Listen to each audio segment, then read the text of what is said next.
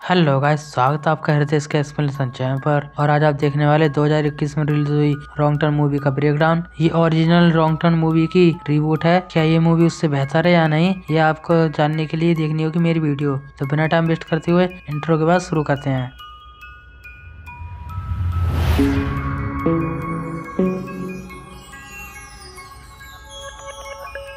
Movie के start में देखते हैं स्कॉट को, जो किसी टाउन में आया है अपनी बेटी जैन को ढूंढने। जैन अपने फ्रेंड्स के साथ वेकेशन पर निकली थी। वो गए थे अपलाचील ट्रायल्स पर। अब 6 हफ्ते हो चुके हैं पर उसका अता पता नहीं है। स्कॉट को आखिरी मैसेज उसने इसी टाउन से किया था। स्कॉट पुलिस से हेल्प मांगता है पर पुलिस को देखकर ऐसा नहीं लग रहा कि वो कुछ हेल्प इसकी करेंगे। वो जाता है उसी लॉज में जहाँ पर जैन रुकी थी, लेकिन वहाँ से भी कुछ पता नहीं चलता। जैन का पता पूछते हुए वो पहुंच जाता है एक बार में, जहाँ पर एक नेट नाम का आदमी मिलता है। उसने जैन उसके दोस्तों को देखा था, लेकिन वो नहीं जानता कि वो कहाँ गए। वो कहता है कि वो जंगल में खो गए हैं तो उन्हें भूल जाओ, क्योंकि अब उन्हें कोई नहीं बचा सकता। अब मूवी हमें पास्ट का दिखाती है, जब जैनी यहाँ पर आई थी, जहाँ उसका बॉयफ्रेंड डेरियस और मिला का बॉयफ्रेंड एडम, लुइस और कैरी। ये टाउन था वर्जीनिया में और original wrong turn West Virginia में बेस्ड थी। जब वो उस टाउन की तरफ जा रहे थे तब उनकी कार का टायर पंचर हो जाता है। मुझे लगता है कि ये सीन रॉन्ग टर्न के इस सीन से रेफरेंस है, लेकिन वो सब लाचार नहीं है। वो टायर बदलते हैं और पहुंच जाते हैं टाउन में। वो उसी लॉज पर जाते हैं और वहाँ की ओनर उन्हें एक एडवाइस देती है कि अपने ट्रायल पर रहना, अगर तुम रास्ता भटक गए तो बच नहीं पाओगे। शाम होते ही वो जाते हैं एक बार में और नेट भी वहीं पर था। यहीं पर इसने जैन को देखा था। इनफैक्ट नेट ने भी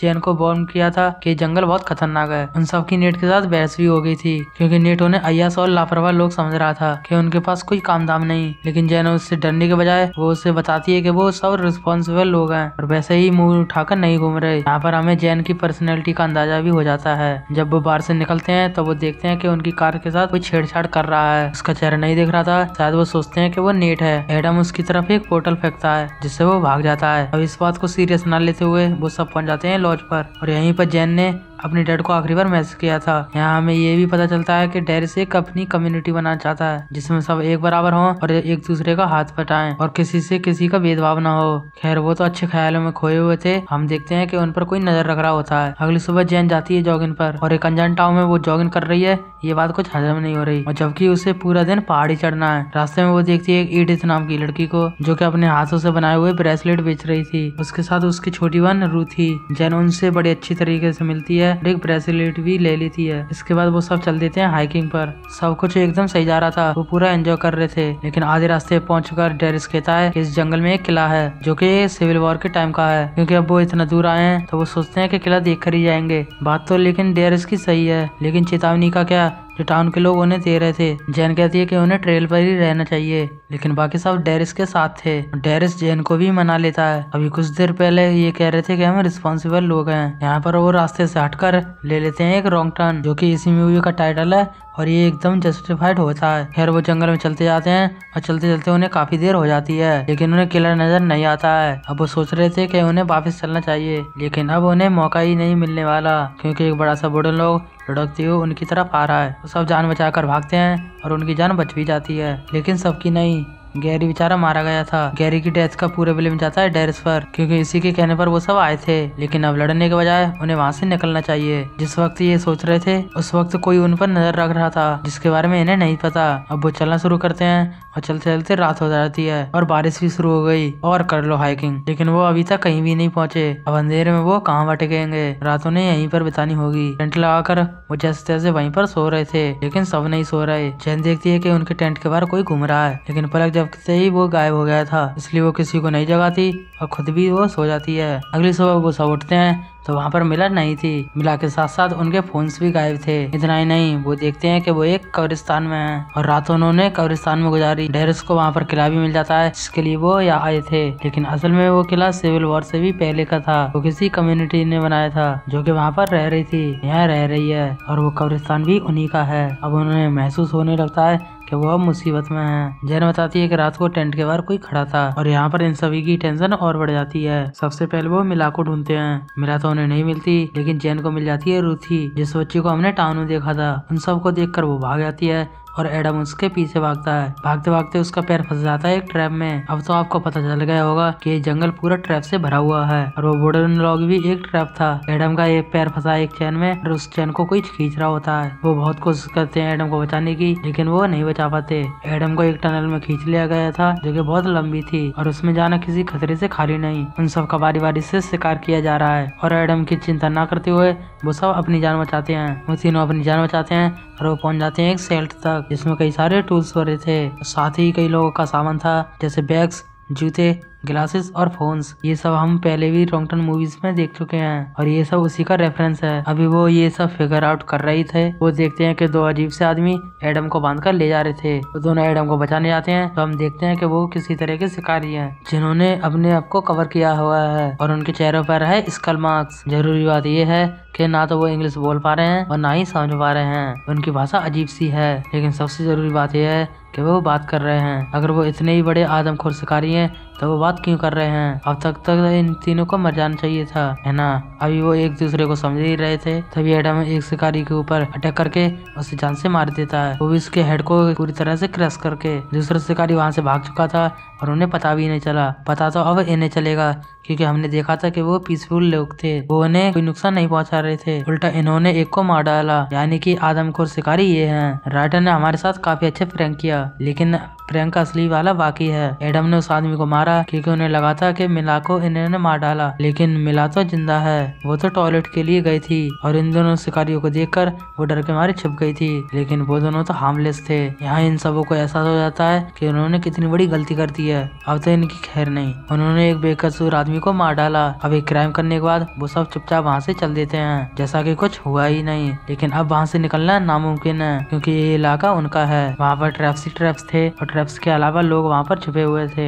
एक आदमी चुपचाप लुइस को किडनैप कर लेता है। जब तक बाकी को पता चलता है तब तक काफी देर हो चुकी थी। वो लोग चारों तरफ फैले हुए हैं। उन्हें देखकर वो सब भागना शुरू करते हैं। एडम और मिला अलग हो जाते हैं और जेना और डेरिस अलग। भागते भागते मिला एक ट्रैप में गिर जाती है और उसका बहुत बुरा हाल हो चुका था। यहाँ उसे बचाने के बजाय एडम वहाँ से भाग जाता है। उसके जाते ही वो शिकारी आता है और मिला को मार देता है। एडम भी पकड़ा गया था और जेना और डेरियस भी। उन्हें ले जाया जाता है एक कम्युनिटी में जिसका नाम है द फाउंडेशन। एडिस और रूथ भी इस कम्युनिटी का हिस्सा है और हम देख सकते हैं वो एक अच्छी खासी सभ्यता है जो बाहरी दुनिया से कटी हुई है और वो सब खुश हैं। उनकी ज्यादा नीड नहीं, डिमांड नहीं, ये उनकी छोटी सी दुनिया है जहाँ पर वो सालों से रह रहे हैं। उन्हें ले जाया जाता है एक कोर्ट में। जी हाँ, उनका एक कोर्ट भी है जहाँ पर डिसीजन लेता है उनका लीडर बेनिवल, जो कि एडिथ और रूथी का डैड है। यही प्रूफ है कि वो बुरे लोग नहीं हैं, क्योंकि बुरे लोगों को कोर्ट की क्या जरूरत। अगर उन्हें मारना होता तो वो वैसे ही मार देते। इन चारों को इसीलिए लाया गया है कि एडम ने उनके आदमी को मार डाला और जस्टिस तो करनी पड़ेगी। बेनिवल गवाही लेना शुरू करता है और सबसे पहले गवाही देता है एक आदमी जो कहता है ये अच्छे लोग नहीं है, ये वही आदमी है जो उस रात उनकी कार के पास था। इसके बाद गवाही देता है वो आदमी जो कि मर्डर सीन पर मौजूद था, यानी कि दूसरा शिकारी, और इसका नाम है मॉर्गन। वो बताता है कि कैसे एडम ने बेरहमी से उसके भाई को मार डाला। जी हाँ, वो शिकारी इसका भाई था, जबकि वो बस वहाँ पर हिरन का शिकार कर रहे थे। उन्होंने सोचा कि उनके ट्रैप में हिरन फंसा है, लेकिन खींचने पे उन्हें मिला एडम। वो एडम को ट्रेल पर छोड़ने जा रहे थे ताकि एडम वहाँ से वापस जा सके। ये तो हम पहले समझ गए थे कि वो बुरे लोग नहीं है। यहाँ हम ये भी जान गए कि वो ट्रैप्स उन्होंने जानवरों के लिए लगाए हैं क्योंकि वो पिज्जा तो नहीं खाते होंगे। अब इंटरेस्टिंग बात यह है कि इंग्लिश वही लोग बोलते हैं जो बाहरी दुनिया से कनेक्टेड हैं, जैसे एडिथ जो कि सामान बेचने टाउन में जाती है और बेनिवल जो इस कम्युनिटी को संभालता है। अपने लोगों का तो बयान वो लेता ही है, साथ में उन लोगों का भी लेता है, क्योंकि ये एक साइड की बात सुनकर फैसले नहीं होते। पता तो उन्हें चले भी गया था कि वो दोषी हैं, फिर भी एडम को बचाने के लिए वो झूठ बोल देती है। तब बुलाया जाता है रूथी को जो मर्डर के टाइम पर वहीं थी। वो सच बता देती है।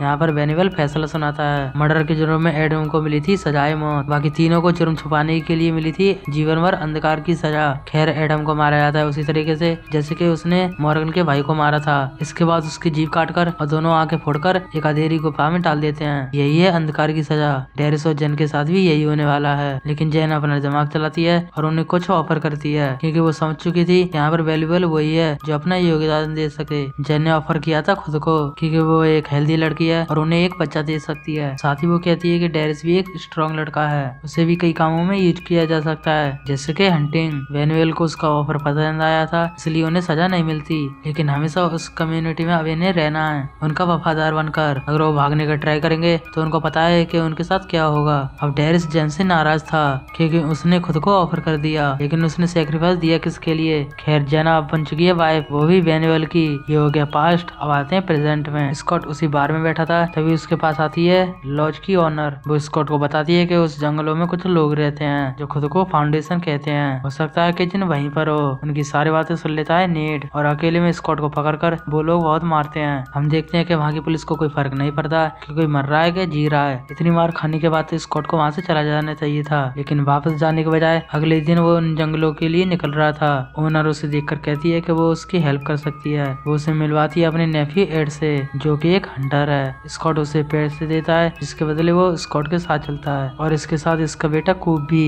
एड उन जंगलों को जानता है, एक वही है जो स्कॉट की हेल्प कर सकता है, लेकिन उसके बेटे के साथ ऐसा नहीं था। वो एक ट्रैप में फंस जाता है, और उसे बचाने के चक्कर में एड एक और ट्रक को ट्रिगर कर देता है, जिससे वो बाप बेटे मारे जाते हैं। एक बार फिर से हमारे साथ प्रैंक हो गया। अब स्कॉट अकेला ही आगे बढ़ता है, और वो फाउंडेशन को क्या ढूंढता, फाउंडेशन उसे ही ढूंढ लेता है। उसे अंदर लेकर जाते हैं, और अंदर जाते ही उसे लगता है एक तीर, जो कि उसकी बेटे ही ने मारा था। वो पूरी तरह चेंज हो चुकी है, और साथ साथ डेरिस भी। अब वो फाउंडेशन के वफादार हैं। स्कॉट को बंद कर देते हैं क्योंकि उसकी सुनवाई कल होगी। वो बस यही सोच रहा था कि जैन को आखिर हो क्या गया, और तभी जैन खुद ही वहाँ पर पहुंच जाती है। वो आई थी स्कॉट को फ्री करने। जो कुछ भी हमने पहले देखा, वो दोनों जाते हैं डेरिस के पास, क्योंकि अब टाइम था वहाँ से भागने का, लेकिन डेरिस वहाँ से जाना ही नहीं चाहता, और वो वहीं पर खुश है। आपको याद होगा कि वो एक ऐसी कम्युनिटी चाहता था जहाँ पर कोई भेदभाव ना हो, और उसे वो मिल गई। खैर वो दोनों उसे छोड़कर आगे बढ़ते हैं, लेकिन गेट लॉक थे। तभी वहाँ आ जाती है रूथी, और उसे कोई ना कोई रास्ता तो पता ही होगा,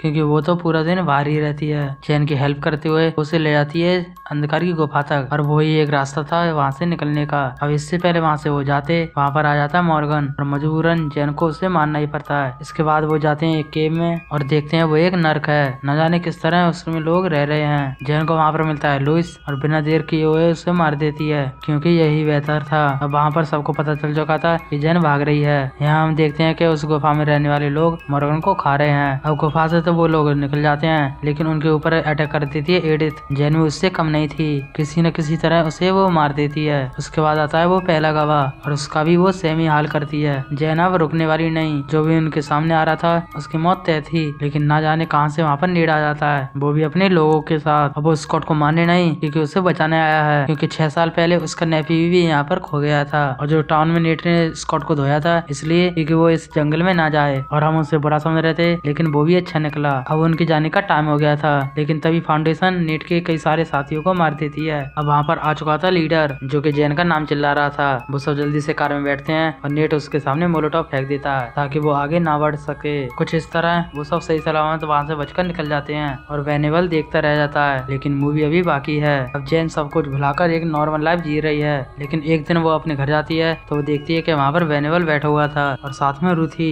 जाहिर सी बात है वो आया है जैन के लिए, क्योंकि इसके पेट में वेनेबल का बच्चा है। जैन उसे वहाँ से चले जाने के लिए कहती है, तभी एक झटके में वो उसकी पूरी फैमिली को मार देता है। और जैन उसे, ये कुछ ज्यादा इजी नहीं था, इजी इसलिए था क्योंकि ये जैन का सपना था जो वो खड़े खड़े देख रही है, लेकिन वेनेबल एकदम रियल है, और वो सच में वहाँ पर है, क्योंकि जैन ने पहली पॉसिबिलिटी देख ली, इसलिए वो चुपचाप वेनेबल के साथ चल देती है। आई नो आपको बहुत बुरा लग रहा होगा, ये काफी हैवी एंडिंग हो गई, इतना सब एफर्ट बेकार गया, लेकिन मूवी अभी भी एंड नहीं हुई। भले ही एंड क्रेडिट चल रहे हैं, वो उसे लेकर जा रहे थे, तभी उनकी आर्मी लड़खड़ा जाती है, क्योंकि जैन अंदर फाइट बैक कर रही है। वेनेबल के साथ आए एक आदमी को वो मार देती है, और आखिर में वेनेबल को भी। एंडिंग तो ये भी लाइट नहीं है। अचानक से यहाँ पर सीक्वल की सारी स्टोरी खत्म हो गई। खैर ये मूवी यहाँ पर एंड हो जाती है। तो मूवी की राइटिंग कितनी ज्यादा अच्छी है ये आपको पता चल गया होगा। तो दोस्तों ऐसे ही अगर इंटरेस्टिंग वीडियो देखने चाहते हो तो मेरे चैनल को सब्सक्राइब कर लो और वीडियो को लाइक कर दो। फिर मिलते हैं किसी और वीडियो में, तब तक के लिए सबको बाय।